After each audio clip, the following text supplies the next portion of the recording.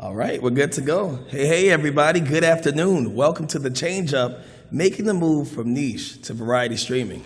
To introduce myself, my name is DataDave, and I'll be your host today and moderator. I'm a Twitch partner, ambassador, and a professional voice actor. And going right to left, we got Captain Richard. Can you introduce yourself? Hey, my name is Captain Richard. I'm a 8-year Twitch streamer. I've been a Twitch partner for about 7 years. And yeah, I'm excited to talk about what it's like to move from just a small assortment of games to kind of a more variety format. So thank you everyone for coming in and hanging out. Thank you. And next? Hi, I'm Viridy, and I've been streaming for 2+ years now. I am a space raccoon, I am a dungeon master, and I'm a Twitch partner. And I'm also here to talk about going from a niche game to variety streaming.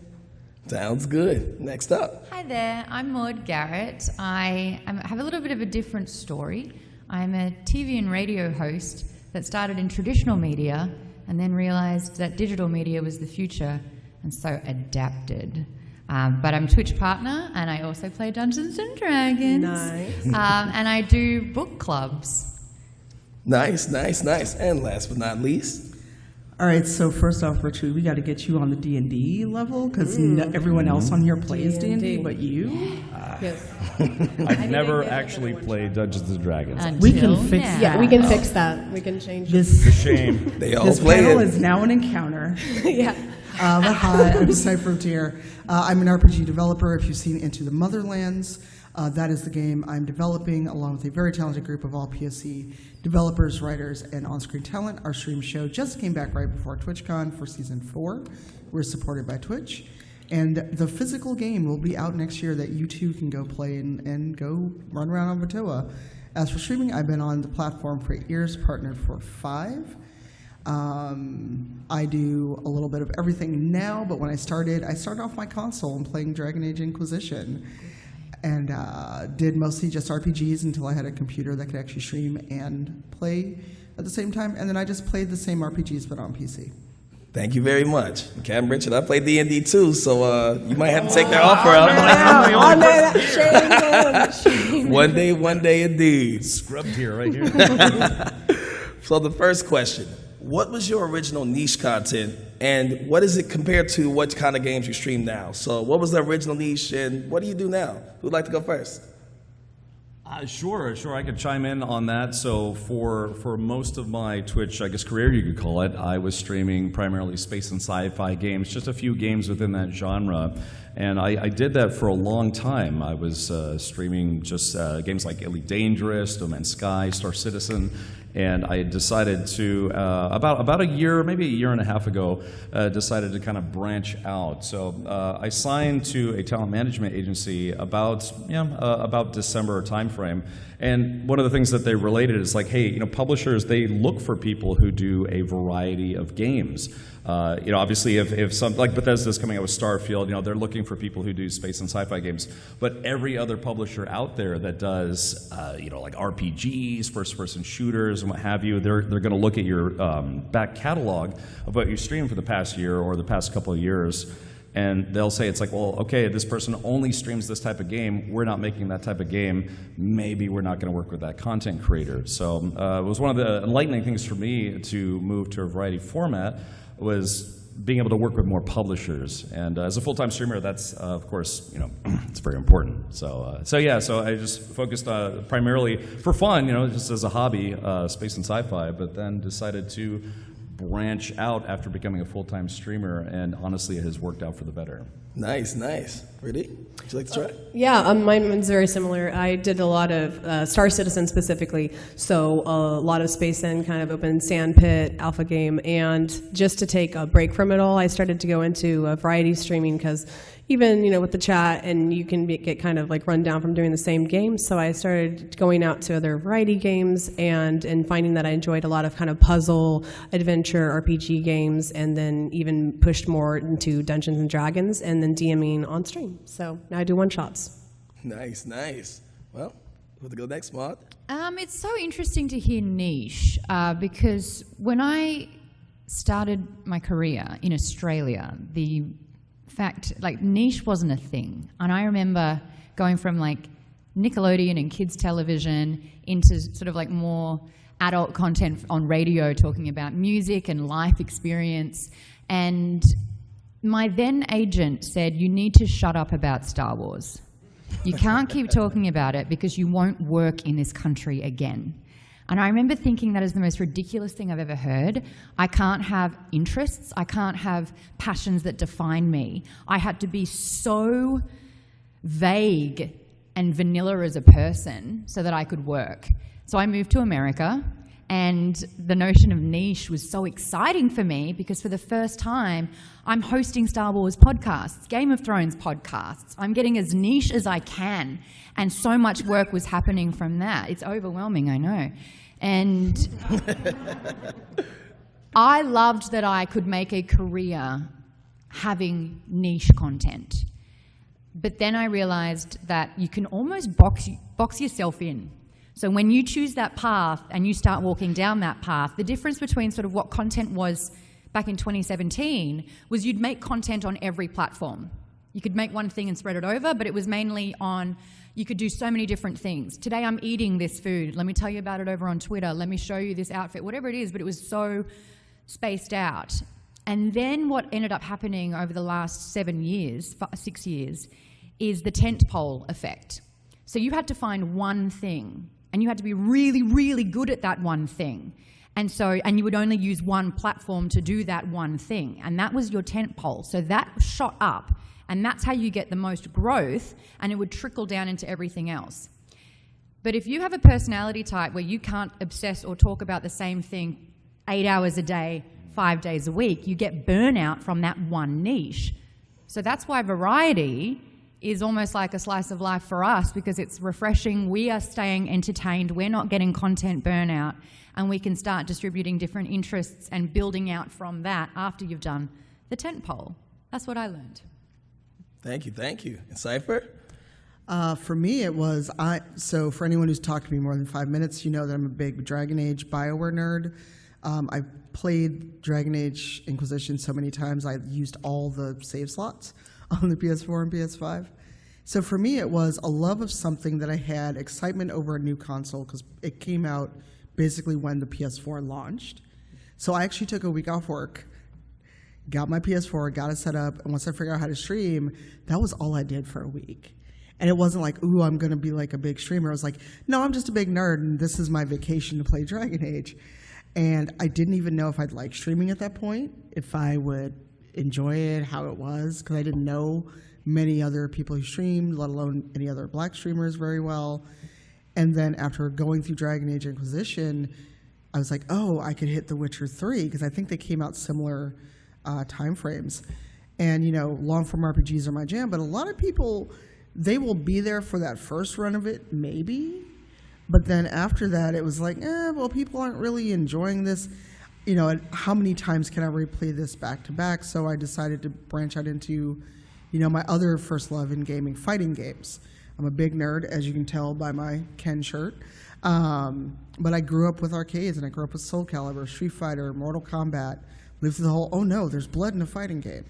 And just branched out into other things that I liked. And if people liked it, cool, they could come along. And then later on, I got back into TTRPGs. And I'm on an official D&D show, Rivals of Waterdeep, which is about to start our 14th season next weekend. I'm the DM. Thank you. It's also, thank you. It's also the longest running all POC casted show. So we've been keeping this going for 4 years. So there's also the TTRPG content that I do while, you know, sometimes I would stream like my DM prep, because I DM'd a previous season, or there's Into the Motherlands, which is on my channel. So it went from, I'm playing the RPGs other people have made into the RPG that I'm making. So that's where I've gone. Nice. Thank you very much for sharing it. I'll throw in the question, how long have you been streaming as a variety streamer on Twitch compared to the years that you've done?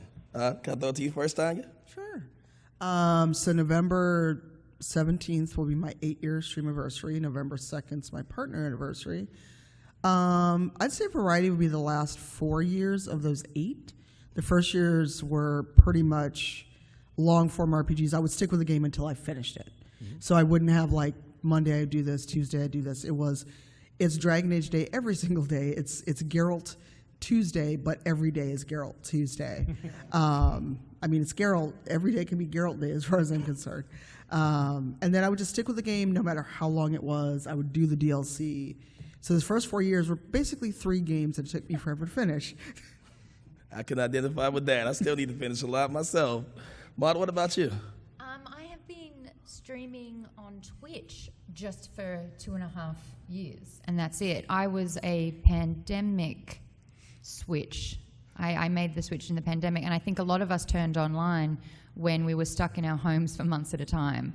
And I would use Twitch as a platform to connect with friends. I struggled to switch off. I like creating, and so I would create shows and have friends on as guests and make that kind of content as a way to keep connected with my friends while building an audience. And I loved the flexibility that I had. So I had a little bit of a schedule as well, where one day would be sort of like a podcast, video cast show that I would do.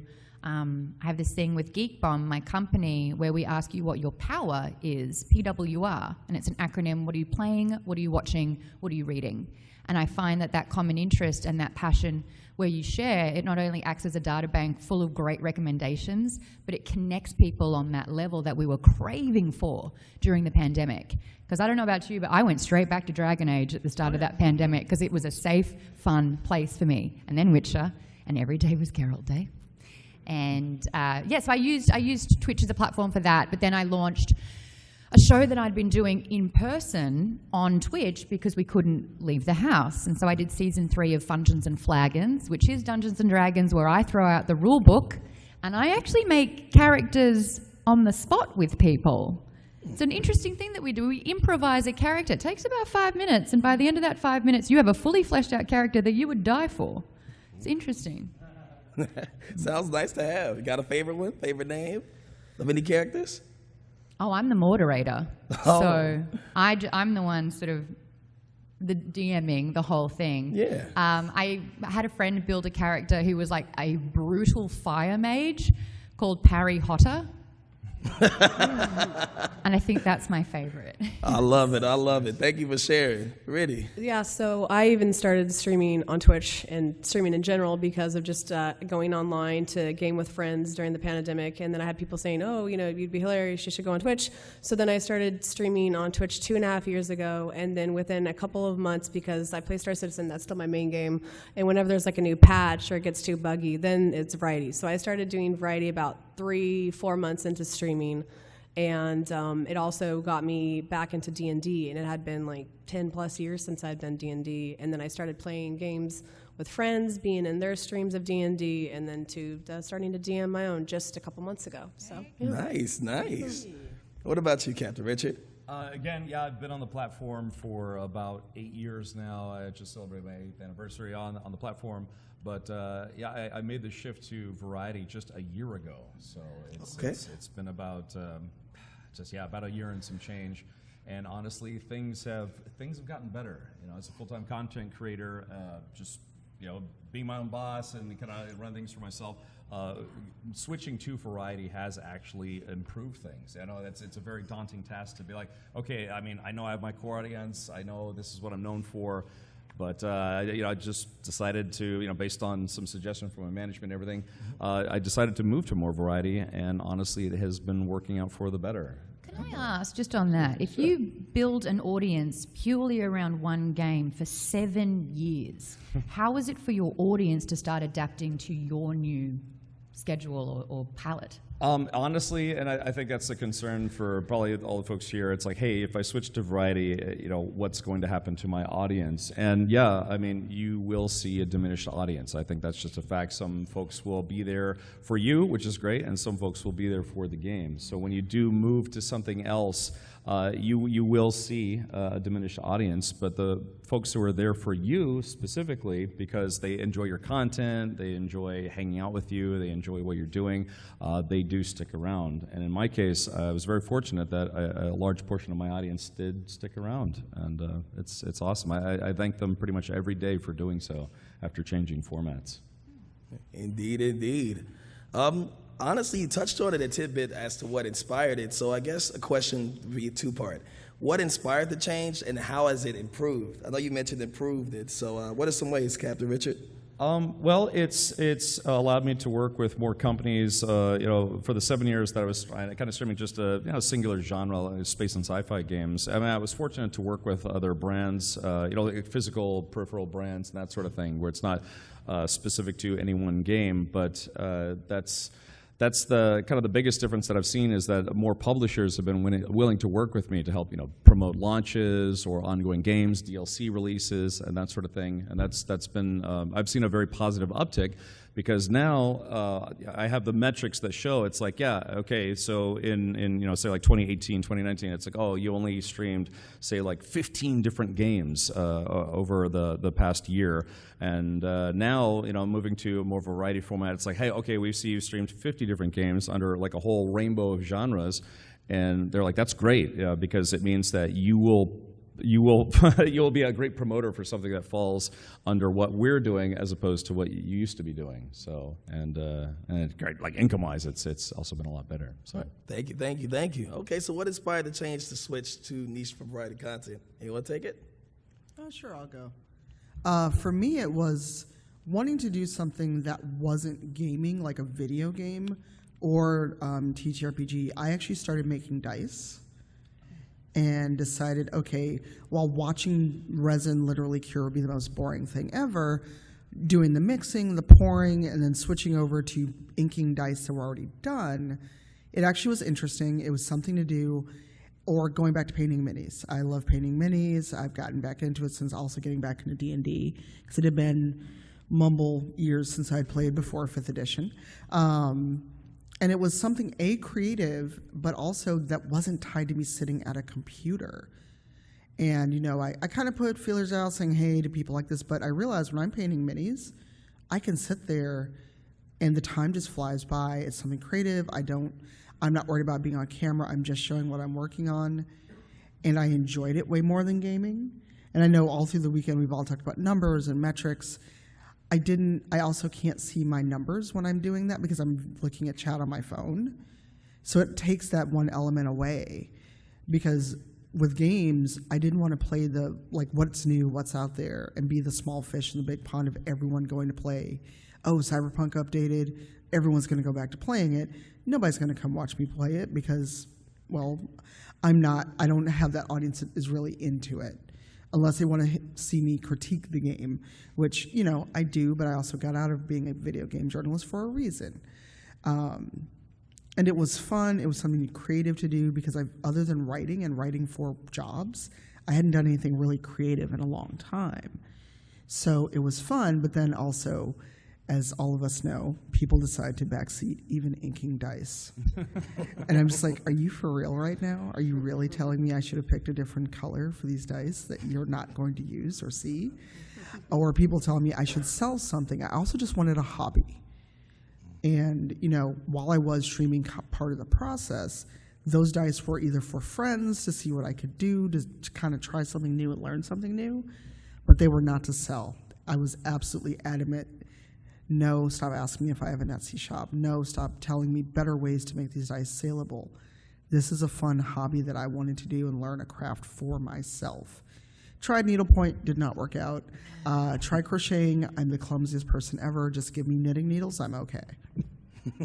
Those creative ventures are great to have for sure. Viridy, do you want to answer on that one? What made you switch after the months to variety? So, like I said, I a lot of Star Citizen. That's like my main game. That's my big niche. And it was just like when there's new patches or things that were getting worked on by like the Evocati and everything. I was like, okay, let's go on another adventure. I always thought of it like we're going on a vacation with chat. We're gonna go someplace that we haven't been before. We're gonna meet more people that are going to come into the community, and I've really noticed like my community becomes more diverse. I get all new kinds of friends. I get new people that want to play and go into all different kinds of games with me. So it's just expanding the community together, and that's a really good thing when you're niche, because a lot of your viewers are hanging out with other streamers that are streaming in the same category. So when you go out and you branch out into other communities, you just not only expand those communities, but you bring those communities together with yours. So understandable. Thank you for sharing. Maude, what made you go from the Star Wars niche to, hey, I do this, and this for the variety? 3 reasons, mainly. One, easier to monetize. I monetized fun. Don't do that. It stops being fun. But it was a really great way to catch up with friends, and you had to be versatile in that regard. So it's like, what do you feel like playing? And they're like, I'm only playing this. And you're like, well, that's what I'm playing now. Great. So expanding opportunities and options to stream with people. And mental burnout. It's that thing where it's like if you just do the same thing every single day. Some people are cut out for that. They have that capacity. I don't. And so I loved the flexibility. And I loved to create book club content because I felt that no one was really doing book clubs on Twitch. And so I kind of wanted to carve out that little patch within Twitch to talk books. And I can't believe that out of all the little things I've done on Twitch, all the shows, that one's not only the most fulfilling for me personally, but has shown the most growth. And it's a weird thing to do, but I just think more people should read books. We should indeed, everybody. We should for sure. So we touched on it a bit, but what are some of the challenges? I know Captain Richie mentioned view count is given, but are there any other challenges we should look out for or keep in mind when we finally start into variety streaming? Well, I can lead off with the concept that if you do decide to not move on, but just add to your streaming curriculum more games, sometimes it can be a struggle to decide what to stream because sometimes you will have what you feel is like a game drought. You know, it just seems like nothing exciting has been coming out. Or too many things will come out. So it's easy to fall back to the game that you're always streaming because, well, it's nice and comfortable. It's like a well-worn glove or shoe. You know, it just fits and it's great. But sometimes when you're trying to add variety to your channel, it can be overwhelming in a way because you're like, okay, if I choose this, will people tune in? If I choose this, will people be like, no, bye? But it's the gluttony of choice sometimes that is. It's weird. You would think it wouldn't be a struggle, but sometimes you start like arguing with yourself. It's like, hey, should I fall back to what I've always been streaming, or this and this came out? It's like, that can be a challenge, a small challenge, but not a challenge all the same. I can understand. Anyone else like to try challenges? It's quite interesting because I do the opposite thing. I'm hearing you say, I'm going to choose the game that my audience, my community is going to like the most, and you're almost streaming for them. I've got members of the Bomb Squad here. They know that the number one rule we have is lower your expectations. I might not stream. And when you do have this choice, and when there's, with variety, it has a little bit more flexibility. This week I might do this, might not. Please come back. But my community knows that if you get it, yay! you could get 5 minutes notice. I could be 1 hour in before you even realize. Yeah, that's just how I go. So I do it for me. It's like if I'm in the mood, whatever I feel like. There are times where I play a game and I don't speak for like an hour and 40 minutes because I'm so consumed by it. But yeah, it's weird. It's the difference between sort of making decisions so that your community is happy and making decisions at the bereft of your community so that you are happy. And I think that's a really interesting sort of opposite take. It is indeed. Do you have any other challenges you want to identify, Tanya? Well, aside from the kind of, that's fine. Okay. You can call me that. Okay. other than, obviously kind of deciding what to play, when to play, for me is having kind of a bank of things that I can always fall back to.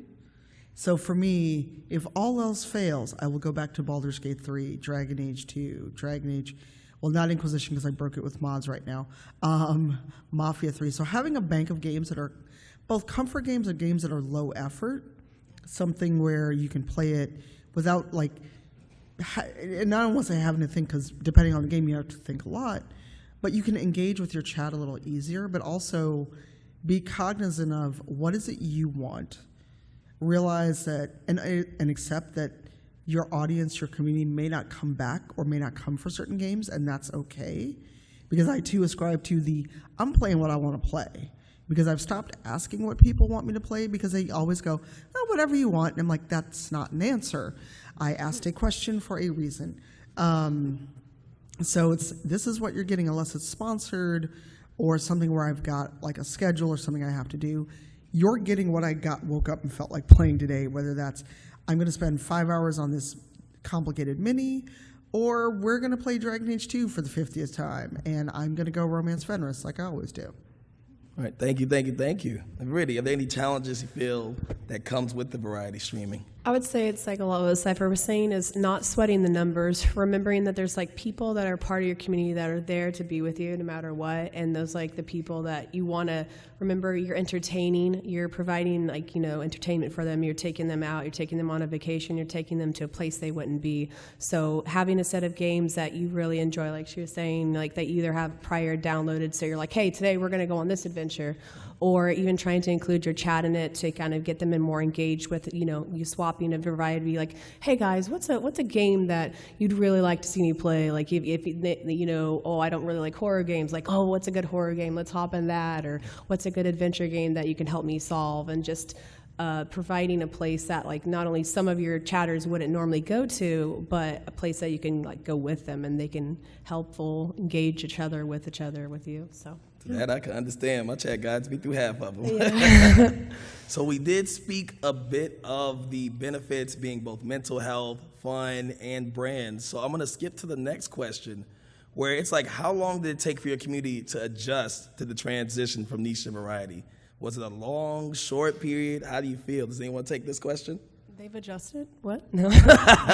They're still adjusting, okay? It's been like 2+ years, and there will people that will watch you because you're in that niche game, and they'll want to tune in every time. And then there's the people that slowly, like I've noticed, that will like be like, okay, I really do enjoy this streamer, or I do really feel like going on a different adventure today. So just remembering that's going to happen. It might be a slower roll than you want it to be, but once again, not sweating the numbers and just really enjoying yourself, because when you're enjoying yourself, they're enjoying it with you. So. Indeed. Anyone else want to chime in on it? Cypher? I feel like they adjusted pretty quickly because when I made the switch about halfway into streaming, I was still like very low key with it, very hobby. It wasn't a big deal. I was a partner by then. I was, but it wasn't like, ooh, I'm switching because I got a partner. It was, no, this is just what I feel like doing.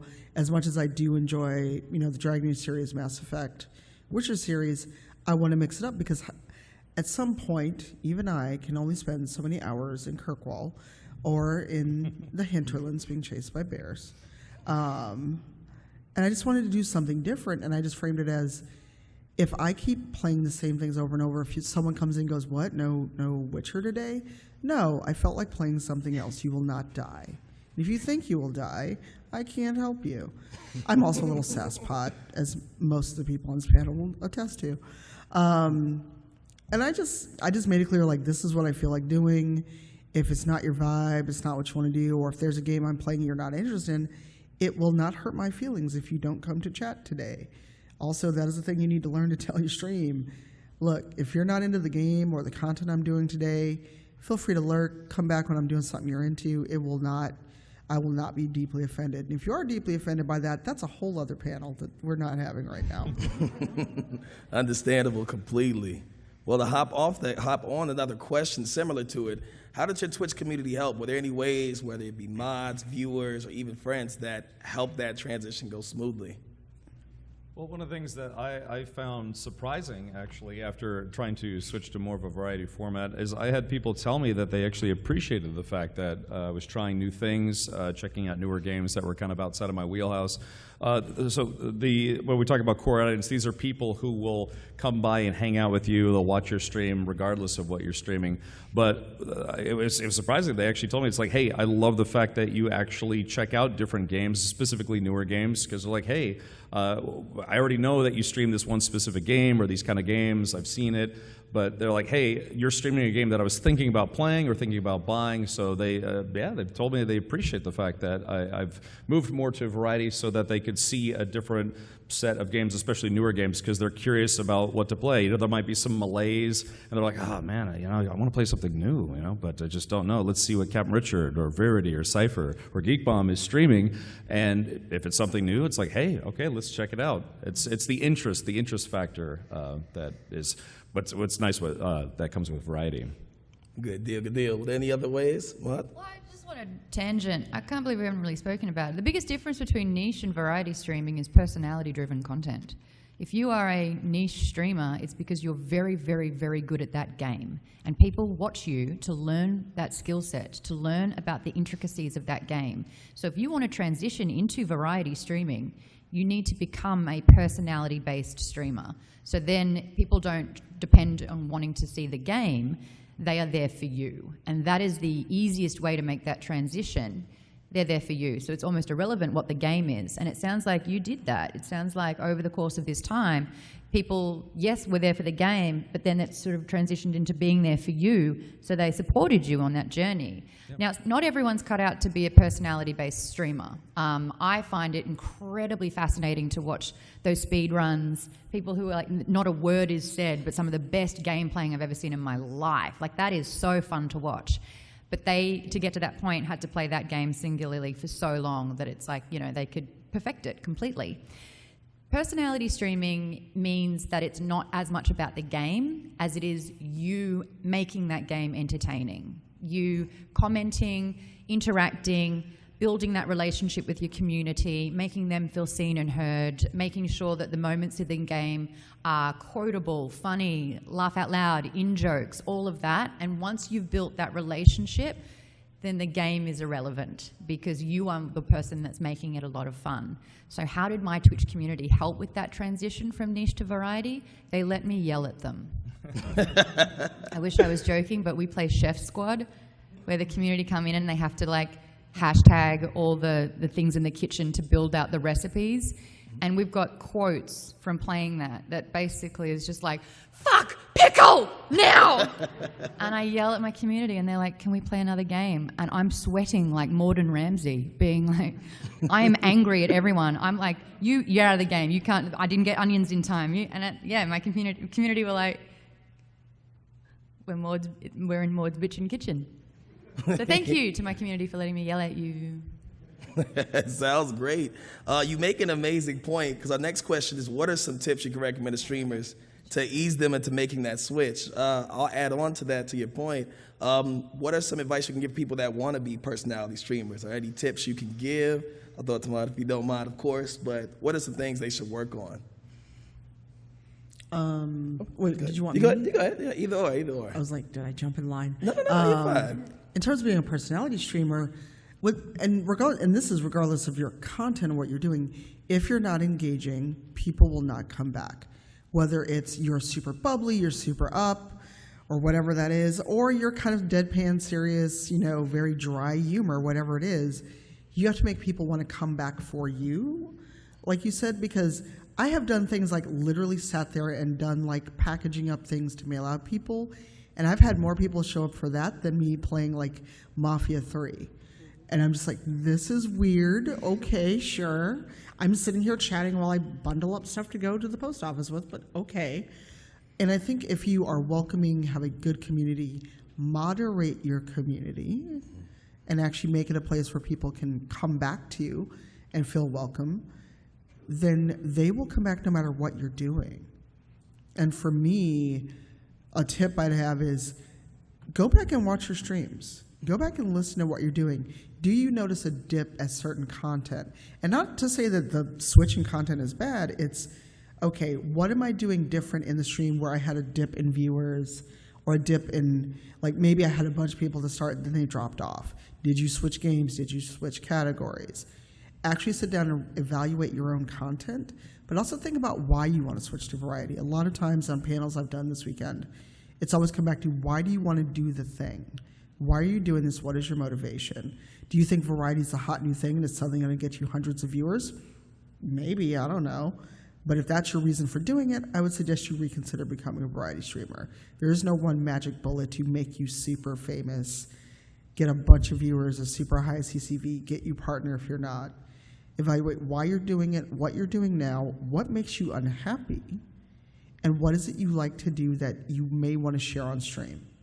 And reevaluate that. Actually sit down and write this out. Go back over clips, and if no one's clipping your content, there's kind of a hint right there. You're not doing anything maybe people can easily clip or want to clip. And have that hard conversation. Talk to your moderators. Talk to the people who've known you a long time and watch your content. And ask, when I play these games, do I seem like I'm really into it? Do I seem enjoyable? Are there things where you see me play it where it seems like an obligation? And reevaluate all of that, and then come back to decide why you want to do different things. And if you're streaming every single day, give yourself a break, because you're going to burn out. Have 1 or 2 days off a week, even if you're a full-time content creator. And lastly, it's okay to experiment with things. It's okay to try a game if you're not feeling it, if it's not your thing. It's fine to stop playing that game and switch something else. It's fine to switch to different content. No one can penalize you for that. It's your channel, it's your community, it's what you're doing. But at the end of the day, if you're unhappy making whatever content you make, everyone will see it and they will notice. You're absolutely right on that one. Anyone else, or any other tips you can give to being that streamer, being that variety streamer or personality? One real quick one that I can relate that has been extremely helpful is that I found out that a lot of game journalism websites will maintain a list of games, like upcoming game releases, your Kotaku's, Game Informer's, PC Gamer, what have you. Go to their website or go to a search engine and just type in, like that website and list of games, like for 2022, 2023. If you're doing variety and you're planning on doing specifically coverage of those games, they maintain lists of upcoming games, and it's super duper useful. You can just bookmark it and be like, okay, well, I know this game is coming out in 2 months, this game is coming out in 4 months, this game is coming out in like 2 weeks, and it can help you plan. Most of them will actually have those lists. They release it, they have a list by day, they'll have it by month. You can plan ahead if you want to, say, reach out to a publisher or developer and be like, hey, would you be interested in having me cover your game? Maybe would you like to send a key out or something like that? It can save you money as a content creator doing it that way, but just a very, very useful tip for variety streaming is go find those lists and bookmark them, and that can help you plan ahead if you are planning on doing a variety of things, specifically for new game coverage. Right, thank you. Yeah. Any other additional tips you have? There's a reason why Just Chatting is always in the top 3 to 5 of most viewed channel themes. If you want to maintain your audience, at least once a month, do a Just Chatting stream where there is no game and spend that time reconnecting with your community. But it's also a really good way for you as a now host to talk for hours at a time and to use that skill set to remain engaging that entire time, to be able to think on your feet, to be able to continue a conversation and discussion. That skill set is actually a really good muscle to sort of keep working on, because that's how you develop the personality to be the personality streamer. And that's a way to really forge a bond with your community as well, have that direct access so that you can chat. You can ignore the questions or comments that you don't want to delve into, but they can also help sort of prompt and promote conversations about the things that you do want to talk about. I think that truly shows who you are, because it's easy to hide behind the game and make it just about the game, always about the game. But when you do Just Chatting, you can't hide behind that. You have to be 100% you. And I think a lot of streamers depend a little bit too heavily on making the focus the game, when it's incredibly important to figure out who you are on an authentic level, and be that person, because that's who people are going to come back for each time. Great advice indeed. Viridy, what do you got? I mean, they've been covering it really good. Like I was saying, and they're saying as well, as like just talking to your mods, your VIPs, including your community, and just, constantly having like a ability to swap to different games, and knowing why did you start playing your niche game in the first place? What draw you to it? What do you think your community that loves that niche game would like to enjoy with you? And what do you enjoy as a content creator, most importantly, because you are having fun, you're entertaining, and they're there for you. Like you said, they're there for you. So. All right, thank you all for sharing. With that being said, we got about 20 minutes left, so if you want to do Q&A, there's a mic over to the left and right. And for those watching on Twitch, I'll be looking at Twitch chat to pull questions. So by all means, feel free to ask questions. Feel free to ask questions and line up. Hey, Dave, can I add something? Oh, sure, by all means. Because this happened a lot in panels I've been on all weekend, have a question. Not your backstory. Not a bio.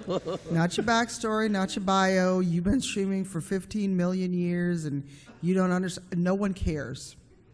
Ask your question, because especially if we get a long queue, we'd like to get through everyone. All right, so you can start up first on the left, your name, pronouns, and what's your question? Hi, my name is Joey, and I have a question specifically about your thoughts on how to best go about actually promoting yourself to a new audience once you start doing variety streaming. Would you like my backstory? No. Oh. Wow. You think I was joking. Oh, no. Now, the question, do you mean as a new streamer altogether or switching from your current content? Really hard to answer that without telling you my backstory. Gosh. no. I'm kidding. So, Okay, if you are, for example, if for a long time you are a niche streamer, right? Okay. This isn't me, of course. This is just if this is somebody.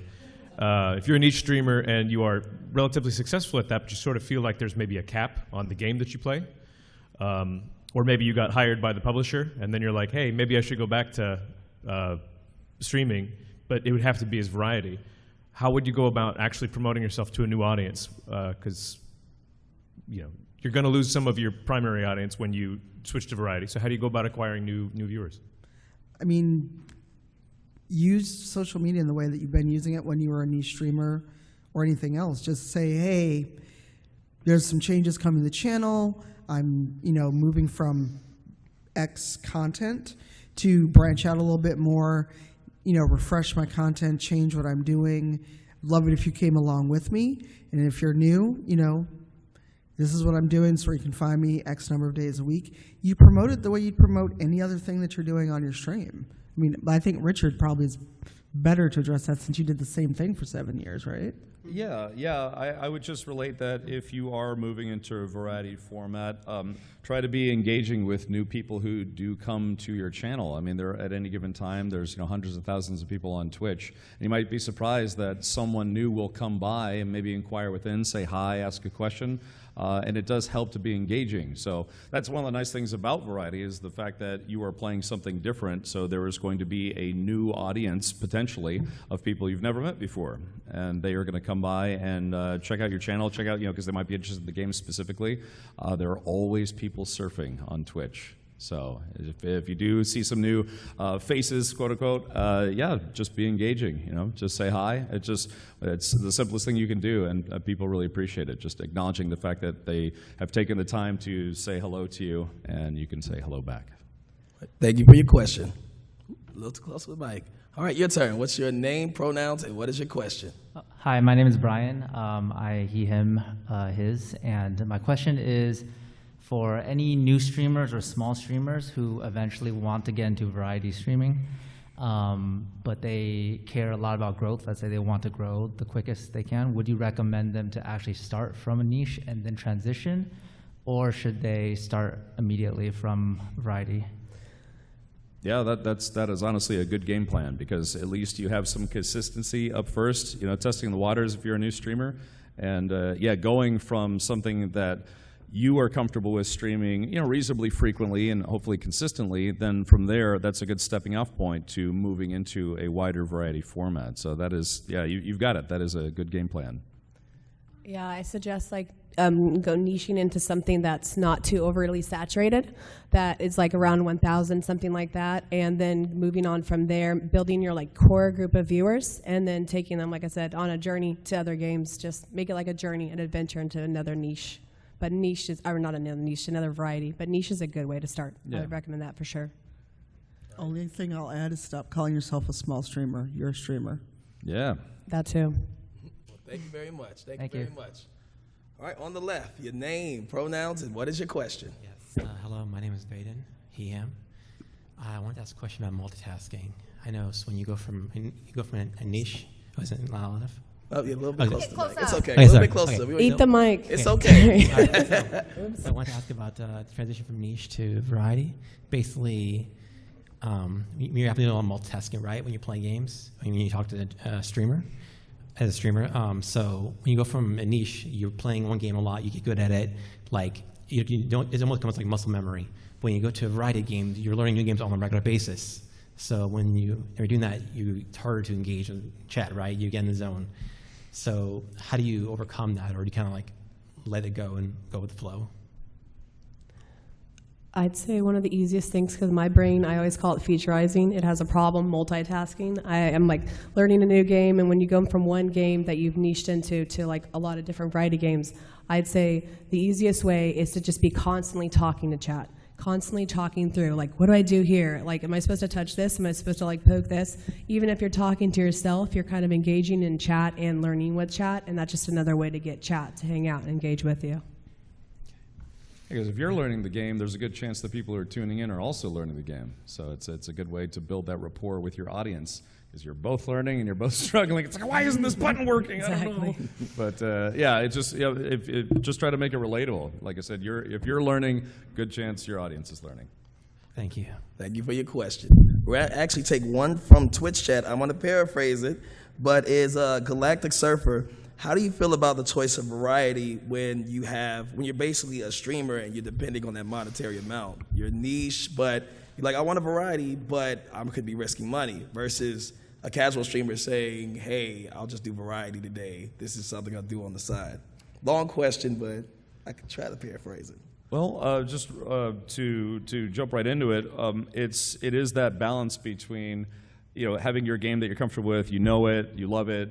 People who may attribute that game to you or associate that game to you. But again, it's when you play different games, you are going to get new people in your audience, because that is just the nature of the beast. It's the curiosity. It's people wanting to see new people maybe expressing their thoughts and opinions on a game that someone is interested in. So as far as monetization is concerned, hey, again, it's a way you're growing your audience. The bigger the audience you have, the more support you get.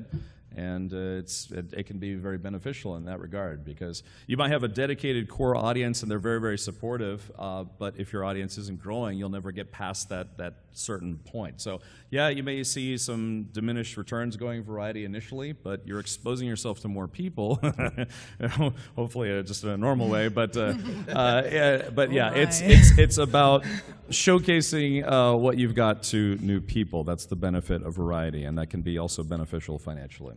All right, thank you very Really much. quickly, it should not be about money. If you are on Twitch just to depend on the money you're making from it, stop right now, because such a small percentage of people can actually make a sustainable living from Twitch streaming. So if you're like, oh, I don't want to risk the money, like that means that you have to be a full-time streamer and you are making thousands of dollars every single month. That's so unrealistic. So that's why I prioritize fun over monetization. It's also why I monetized fun. But yeah, so don't make decisions based on that income, because chances are it's only a couple of $100, and that should not be your main source of income almost ever. Thanks for watching, Twitch. Thank you very much for the question. We're going on the right. What is your name, pronouns, and what is your question? My name is Ghosty212. Thank you so much for taking the time to be here today. And in regards to time, my question is, what's your advice regarding time management with so many variety of games and content out there, and the aspects of marketing as well as personal life? Like, how do you manage all of that? In terms of marketing, use the Evil Bird app, Twitter. And actually, a lot of friends have started using TikTok clips and YouTube Shorts to drive people back to their live stream. Hey, if you like this, come see me when I'm live. Google Calendar, live and die by it. And, again, this is going to sound, I don't think, hopefully not harsh, but you know what you like to do and you know your content you like to produce. Don't worry about what everyone else is doing. Sit down and think about what you want to do. Decide if you've got a full-time gig and you stream a couple times a week, and you know that maybe Tuesday I'm doing crafting, Thursday is gaming, and that's what you want to do. Again, keep a list of what you want to play, keep a list of what's coming out. And your personal life, and what I've tried to do, because Dave called me by my name, but then it was like, no, Cypher. Have a clear delineation between this is streaming, this is what you call me when I'm streaming. If you do not know me personally, and even if you do, try to keep it to a minimum so other people don't think it's okay. Even have separate emails, separate everything for your streaming than whatever else it is you do. And if streaming is your day job, two-factor authenticate everything to an inch of its life. And, sit down and think about, what do I need to get done each week? Use a calendar just like any other aspect of a day job or anything else.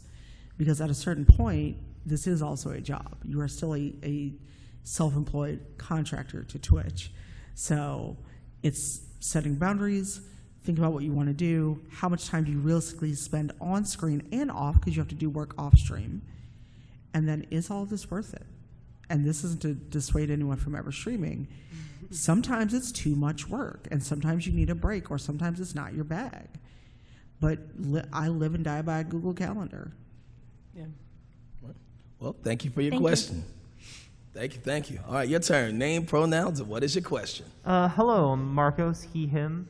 Sort of related to the last question, I was curious what everyone's opinion is on like organizing their, I'm trying to think of how to best word this. They're like how best to manage a schedule as a variety streamer, because I know a lot of streamers will have a schedule of like Monday I'm playing this game, Tuesday I'm playing this game, Wednesday I'm playing this game. I'm way too scatterbrained for that. I generally go for the I'm going to play whatever I'm feeling like approach. But the issue is I found that like then I will binge a certain game for like a month, and it almost feels like I'm slipping back into being a niche streamer, because then for that month people are coming for that specific game. Maybe they found me for that specific game, and then when I switch to a different game, they might not be along for the ride because they're used to that. So like, what's the balance between like playing what you feel like if you're in that like groove and it's all you want to play, versus making sure your audience is still viewing you as a variety streamer and is prepared for you to do other things eventually? Have the buffer. Yeah. Also, I'd say you're a streamer, you're an entertainer, but you're a person too. So have a game that you feel comfortable in, that you can hop in, but then have a game that you want to get into, something that you want to aspire to get into. So depending on how you feel when it comes to streaming time, you're like, okay, I go into this, and then also have like a set schedule. So we're going to do like adventure games this day or whatever IRL streaming this day, but remember also to have that other game that you can fall back onto. You're like, okay, I'm not feeling good today, but I'm going to take care of myself. So either a no camera stream, I do that sometimes, or like I'm going to go to my comfortable game depending on the day. So I'd have a buffer in between, like, you know, a couple games that you can balance. Thank you for your question. All right, what's your question? Your name, pronoun, and questions. Hi, I'm Server Dream, he, him. I'm just wondering if you ever try to incentivize people into coming into new games when you're trying to do new stuff. So like channel point redemptions, or like first couple people in chat, you know, something like that. And did you have success in doing that? Nah. No. That sounds really smart, though. What other ideas have you got? I have a lot. I'm taking notes too. Yeah. No, so like for me, I play Cult of the Lamb, but it's got that built in with Twitch integration. Because with something like that, I don't want to do that, because then people expect it with every stream. But if it's built into a game that has Twitch integration, like Cult of the Lamb or others, hey, cool, you can throw away all those billion of channel points you don't know what else to do with, and support the cults, which sounds very bad. I'm not actually a cult leader. I have a cult. You have a cult? Yeah. What are the Accident, parameters? but apparently they in Maude we trust.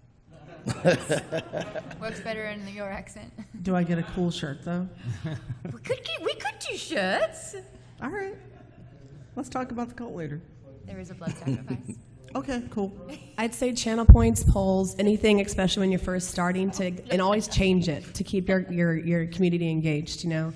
Get more people in, make it fun, you know, always change it up, especially in variety. And if you are looking to incentivize and you know, try to make it worthwhile for new people to come out to your channel, it doesn't hurt to, say, reach out to publishers and ask if they would be up for doing, say, like a game key giveaway. You know, I think we all know that people love free stuff. So there are some websites out there that can help you get you know, game keys for yourselves, such as like, you know, Terminals, Keymailer, Rainmaker. But it doesn't hurt to actually reach out to the publishers if you can. Most of them have their email address just posted on their website, you know, for press or just info.